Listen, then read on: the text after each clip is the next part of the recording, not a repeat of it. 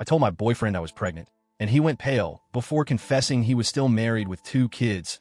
I had no idea I was the other woman for almost a year. I, 29F, met Jake, 34M, at a mutual friend's engagement party about 10 months ago, and from the very first moment, he seemed almost too good to be true. He was handsome in a classic, clean-cut way, dressed like he had his life together, and had this calm, confident energy about him. We started talking over cocktails and ended up sitting next to each other at dinner. The chemistry was undeniable. We talked for hours about everything: books, career goals, childhood stories. By the end of the night, I was smitten. He told me he worked in marketing and had recently started his own consulting business, which explained his flexibility and time for travel. He said he had lived in a few different cities, but had settled in our town to be closer to his sick mother and younger brother. That part hit me hard emotionally because I had lost my mom a few years earlier to cancer, and I respected how devoted he sounded. He wasn't flashy or arrogant. He came across as humble and emotionally mature, which was refreshing. We exchanged numbers, and he texted me before I even made it home. We started seeing each other pretty frequently after that. At first it was casual, coffee dates, brunches, walking in the park, but within 2 months, it was clear we were exclusive. He even met some of my friends, who all loved him. He seems like a real grown-up, my best friend had said, half joking, after meeting him for the first time. And honestly, I agreed. But even in those early days, there were small things that gave me pause. Nothing major, just little oddities I brushed off because I didn't want to be the kind of person who overanalyzes everything. For example, he never stayed the night at my place, not even once. Every time, he'd say something like, "I have to be up early to take care of my mom," or "My brother has work and needs a ride." At first, I found it sweet. He was a family man. But after a while, I noticed he never invited me to his place either. I'd tease him about it, but he'd always come up with a reasonable excuse. "It's not guest ready," or "My brother's going through a rough patch, and it's awkward." Another thing that stood out was how private he was about his personal life. I don't mean emotionally closed off. He was great at talking about feelings, goals, hopes, but it was all in a very curated way. He never talked much about his family beyond surface details. No photos, no stories with names, and he didn't have any active social media. When I asked, he said he deleted everything years ago for his mental health. I respected that, even admired it. Sometimes he'd get calls during our dates and step outside to take them. Once, I heard a child's voice in the background when he returned, but when I asked, he said his cousin had just had a baby and the family was celebrating. Again, totally believable. In hindsight, all of this was a slow drip of red flags that I chose to paint white. I think part of me was afraid to question it too deeply because I had never felt this way before. I've had my share of failed relationships, guys who ghosted, men who played games, and others who just weren't ready to commit. Jake felt different. He made me feel safe and seen. I didn't want to mess it up by being too suspicious or paranoid. So I told myself to trust him, and for a while, I did. Looking back, I realized how much I wanted to believe in the version of Jake that he presented to me. A kind, hardworking man who loved his family and wanted to build something real with me. I didn't know that underneath all of it, he was hiding something so massive, something that would make me question not only our relationship, but my own judgment. And everything started to unravel the day I took a pregnancy test. As our relationship moved forward, I started noticing more inconsistencies, little cracks in the perfect image Jake had built. At first, they felt like small, insignificant things, but looking back now, they were all part of a much larger picture I didn't want to see. For one, Jake never once introduced me to any of his friends. Not a single one. I had introduced him to my best friend, my cousin, and a couple of my co-workers during casual meetups. But whenever I brought up the idea of meeting people from his life, he'd brush it off or say something like, "My circle's kind of messy right now," or "They're mostly work contacts, nothing close." I didn't press because I didn't want to seem needy, but I remember feeling a little off about it. Then there was the way he always avoided phone or video calls unless he was alone. We mostly texted. If I called him randomly, he often let it go to voicemail and would text me back saying he was busy or on another call. When we did talk on the phone, it was always when he was driving or outside, never at home. I thought it was just a quirk. Some people hate calls, right? Still, part of me couldn't help but wonder why it always felt like he had to schedule our conversations. Once, I noticed something weird when we were in his car. He had picked me up for dinner, and I accidentally knocked open the glove box looking for tissues. Inside was a receipt for a large purchase from a baby store: diapers, wipes, and formula. I asked him about it, half laughing, like, "You got something to tell me?" And he laughed along, saying, "Oh no, my buddy just had twins, and I offered to help out. That stuff's expensive, you know." I didn't think much of it at the time. He seemed casual and convincing. But now, I replay that moment over and over. Another time, we were out shopping together, and I saw him freeze when someone walked past us. It It was just a woman with a stroller, but Jake tensed up, turned his face, and walked quickly to another aisle like he was trying not to be seen. When I asked what was wrong, he brushed it off with a quick, "Oh, I thought that was someone I used to work with." Didn't want to get dragged into small talk. I laughed it off, but deep down, something about his reaction stuck with me. It was too extreme for a random coworker. Still, every time a little doubt crept in, I reminded myself how kind and attentive he was. He brought me soup when I was sick. He remembered the tiniest details from our conversations. He once surprised me with a book I mentioned wanting weeks earlier. Those gestures made me feel loved, cared for, like I had finally found a man who truly valued me. I didn't want to sabotage something good by being overly critical. I had been in toxic relationships before where my insecurities were used against me, so I made a promise to myself that I wouldn't let fear ruin something healthy. Jake had never raised his voice at me, never pressured me, never treated me poorly. If anything, he was almost too careful, like he didn't want to mess things up. But I couldn't shake the growing feeling that I didn't fully know him. It wasn't that he was cold or distant. He just felt carefully edited, like I was only seeing the parts of him he wanted me to see. There was even a weird moment when I asked him what his dreams for the future were. He gave me a lovely, thoughtful answer about wanting to travel more, maybe start a business, and eventually start a family with the right person. It all sounded so sincere, until I realized I didn't know anything concrete about his past. No ex-girlfriends mentioned, no childhood stories beyond vague generalities, no family photos or social media memories. It was like his entire life before me didn't exist. But by then, I was already in too deep. I was in love. I had invested my heart, my trust, and soon, though I didn't know it yet, my entire future. Everything started to shift the moment that second pink line appeared on the pregnancy test. It was a quiet Sunday morning when I first realized something was off. My period was late by almost 2 weeks, and even though my cycles had always been irregular, something about this felt different. I was exhausted, my chest was sore, and I felt nauseous every time I smelled coffee, which was weird because I practically lived on it. I told myself it was probably stress or hormones, but the thought kept creeping back into my mind. What if I'm pregnant?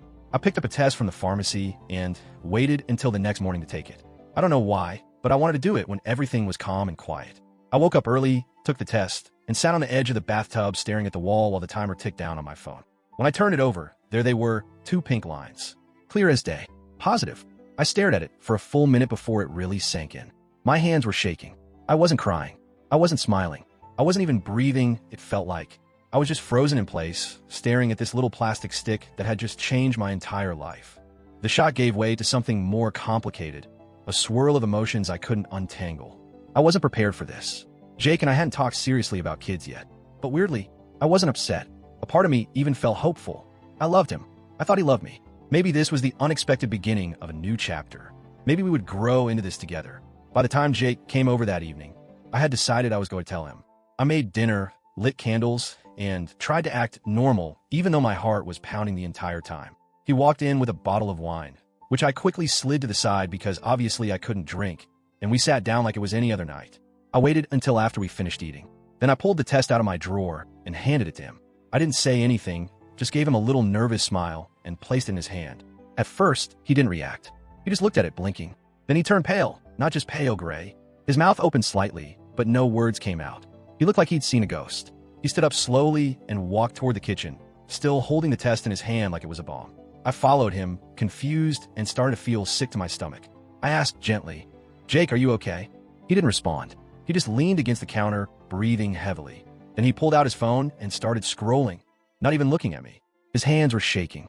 Finally, he said something I'll never forget. His voice was quiet, broken. "I need to tell you something." My stomach dropped. "I'm not just dating you," he continued. I wasn't supposed to be dating anyone. I'm married." At first, I didn't understand what he was saying. Married? Like, previously? Separated? But then he clarified. Still married. We never got divorced. And we have 2 kids, a 5-year-old and a 3-year-old. It was like the floor fell out from underneath me. I didn't say anything. I couldn't. My brain shut down. I just stood there, staring at him, while he continued talking, fast, frantic, like he was trying to explain away a parking ticket and not the fact that he had lied to me about his entire life. He said things like, "We've been having problems for years, and I didn't mean for this to happen, and I didn't plan to fall in love with you." He talked about how he hadn't felt alive in his marriage for a long time, how I was the first person who made him feel hope again. He begged me not to hate him. He said he still wanted to be involved, that he'd support the baby, that he was going to figure everything out. But all I could hear was, he's married. He has kids. He lied to me. For nearly a year, I sat down on the couch, still holding onto the edge of the table like I might fall. My mind was spinning. I was pregnant, and the father of my child was a married man who had a whole family I never knew about. I didn't know whether to scream, cry, or throw him out of my apartment. I didn't know anything anymore. I don't know how long I sat there after he told me. Minutes? Hours? Time felt completely frozen. My mind was racing, but my body refused to move. Jake was pacing back and forth in my living room, running his hands through his hair, whispering to himself. It was like he was the victim, like he was the one whose life had just been upended. Meanwhile, I sat there in stunned silence, clutching the edge of the couch like it was the only thing keeping me from floating away. Eventually, I asked, "How long have you been married?" He stopped, looked at me, then looked down. 8 years, he said quietly. We met in college, got married right after. 8 years. I had been dating this man for almost a year, and for all that time, he had a wife and 2 young children waiting for him at home. My throat tightened. Does she know about me? He hesitated, which told me everything. No, he finally said. She doesn't know. So I'm the other woman. My voice was flat. Hollow. He immediately shook his head. No, it wasn't like that. I swear, we haven't been happy in years. I've been sleeping in the guest room for almost 2. We've been more like roommates. I was going to leave her. I didn't expect this to happen so fast. I snapped. You mean me? You didn't expect me to get pregnant? He winced. I didn't mean it like that. I'm sorry. This wasn't part of the plan. And that's when it hit me. He had a plan. A quiet, calculated plan where he could keep pretending, keep living 2 lives, keep lying to both of us. And I had been helping him without even knowing. I loved you, I whispered, barely able to get the words out. I trusted you. Jake knelt in front of me and reached for my hands, but I pulled away. Please, he said. I meant everything I said. I love you. I still do. I want to be with you. I'll leave her. I'll do it now. Just, please don't shut me out. I stared at him, trying to figure out if this was real. If any of it had been real. All the sweet gestures, the late-night talks, the promises about our future. Was it all just smoke and mirrors? What about your kids? I asked, my voice trembling. Do they know you've been spending nights with another woman? Do they ask where you go when you disappear? He didn't answer. I stood up. You need to leave. He froze. Please, just let me explain. No, I said firmly. You had 10 months to explain, and you chose to lie every single day. You looked me in the eye and told me you loved me, knowing full well that you had a wife and 2 children. That's not a mistake, Jake. That's a betrayal. He looked like he was going to cry, but I didn't care anymore.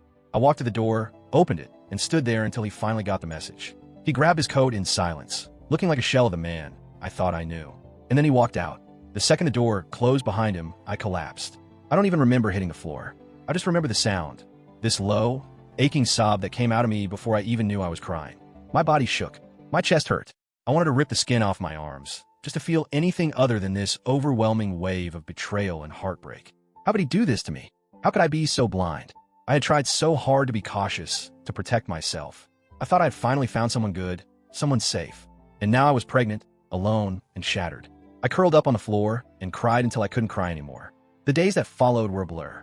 I barely slept, barely ate. My mind was stuck in a loop, replaying Jake's confession, the look on his face, the way he said, "I love you," while admitting he'd been living a lie. I kept staring at the positive pregnancy test sitting on my nightstand, half expecting it to disappear, like this was all just a horrible dream. But it wasn't. Jake texted me the next morning, and the next, and the next. Long, rambling messages full of apologies, declarations of love, promises to leave his wife. He said he wanted to do the right thing by me and the baby, that he was just scared and didn't know how to fix everything at once. He even suggested we go to couples therapy. I didn't respond. Not once. I was angry, furious, but more than anything, I was humiliated. I had been lied to for almost a year. I had fallen in love with a man who had a whole family and never told me. And now I was pregnant with a child, left to clean up the emotional wreckage he caused. Still, the anger didn't stop the questions from creeping in. Was he telling the truth about being unhappy in his marriage? Was there any chance he meant what he said about loving me? Was I just a temporary escape for him? Did he ever plan to come clean? I knew I needed answers, real ones, and not from Jake. So I did something I wasn't proud of. I went looking for his wife. It wasn't hard. I remember Jake mentioning his ex's first name once, months ago. Melissa. With that, and his last name, which was on a package he once accidentally left in my apartment. I searched Facebook, and there she was, Melissa, last name. Married. Public profile. 2 kids. And then I saw it. A family photo posted just a few weeks earlier. Jake, Melissa, their 2 children, smiling at the zoo. The caption read, "Our first family trip of the summer." My heart dropped. He wasn't sleeping in the guest room. He wasn't separated. He wasn't anything he claimed to be. He was living a double life, one with them and one with me. And I had been the fool. I stared at Melissa's page for almost an hour. Her posts painted the picture of a woman trying her best, juggling motherhood, marriage, and what she thought was a solid home. I didn't know her, but I felt this weird mix of anger and pity. She didn't deserve this. Neither did I, but she had a right to know. So I wrote a message. It wasn't angry or dramatic. I just told her the truth, that I had been dating Jake for almost a year, that I didn't know he was married, that I was pregnant. I attached screenshots of his texts, photos of us together, and a picture of the positive test. Then I stared at it for a long time before finally hitting send. It was the hardest message I've ever written in my life. She didn't reply right away. For a full day, I waited, unsure if she'd block me, scream at me, or pretend I didn't exist. But the next night, my phone rang. Unknown number. I answered and heard her voice. Melissa sounded calm. Too calm. Like someone who had been broken long before I ever came along. She asked a few questions. Quietly. Carefully. She never raised her voice. Never blamed me. She said she'd suspected something for a while, but had no proof. Jake had a pattern, she said. There had been others. I was just the one who got caught in the middle this time. Then she asked about the baby. I told her the truth. I hadn't decided what to do yet. That I was still trying to breathe. Before we hung up, she thanked me for telling her. Her exact words were, "You didn't ruin my marriage." He did. I sat in silence for a long time after that call. That was the moment I realized I had to make a choice. Not about Jake, but about me. About what kind of future I wanted for myself and this baby. Jake kept texting, still begging, still swearing he'd fix everything. But I was done listening to him. I blocked his number the next day. I wasn't ready to decide what to do about the pregnancy. But I knew one thing for certain. I was done being someone's secret. After blocking Jake's number, the silence was both a relief and a weight. For the first time in weeks, my phone wasn't lighting up with his desperate apologies or empty promises. But that silence also meant I had no distractions from the truth, that I was standing at a crossroads with a baby on the way, a shattered heart, and no clear path forward. I started seeing a therapist a few days after the call with Melissa. It was one of the best decisions I've ever made. I needed someone neutral to help me sort through the storm in my mind. The betrayal, the confusion, the fear. I was grieving a relationship that had never truly existed, at least not in the way I thought it did. It took me weeks to even say the words "he was married" out loud without my voice cracking. But slowly, with time and support, I began to feel my feet under me again. At 8 weeks pregnant, I made the decision to keep the baby. It wasn't easy, and it definitely wasn't a fairy tale. I didn't have a partner. I didn't have a plan. But what I did have was clarity. This child was not a mistake. The circumstances were painful, yes. But this life growing inside me was innocent. A new beginning born out of the ashes of something broken. When I made the choice, I sent Melissa one last message. I wanted her to hear it from me before it became something she learned accidentally later on. I told her that I decided to keep the baby, that I wasn't going to chase Jake for support, and that I hoped she could find peace too. She replied with something simple but powerful. "You're stronger than I would have been. I hope this baby brings you joy." I cried reading that. Not because it hurt, but because, for the first time in weeks, someone saw me, not as a mistake or a side story, but as a person who was trying her best in a horrible situation. Jake never stopped trying to reach me. Even after I blocked his number, he started emailing from different addresses. First it was apologies, then guilt-tripping, then anger. He said things like, "You're ruining my life, and we could have had a real future." At one point, he even sent a long message claiming Melissa had filed for divorce, and he was finally free. But by then, I was done listening. I wasn't going to raise a child alongside a man who could lie with a straight face for almost a year. I wasn't going to model that kind of instability for my baby. I saved all his messages in case I ever needed them legally, then deleted the apps.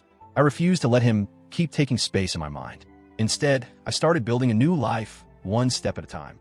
I leaned on my friends more. I opened up to my family, who were shocked but supportive. My sister cried when I told her. Then she drove 2 hours just to bring me groceries and sit with me on the couch while I cried some more. It wasn't perfect. There were hard days. There are hard days. But I'm no longer living in the shadow of someone else's secrets. Now, I'm 16 weeks pregnant. I've heard the heartbeat. I've seen the little shape of a nose on the ultrasound. And for the first time in months, I feel something that I thought was gone forever. Hope. This child won't know a father in the traditional sense, but they will know love. They will grow up with a mother who tells the truth, who shows up, who stands tall even when the ground falls out from under her. They'll know that being honest is not always easy, but it's always worth it. I used to wonder if I should have seen the red flags sooner, if I was stupid or blind or just too desperate to be loved. But now I know it wasn't me. It was him. I loved with an open heart, and he took advantage of that. But what he didn't take was my ability to move forward.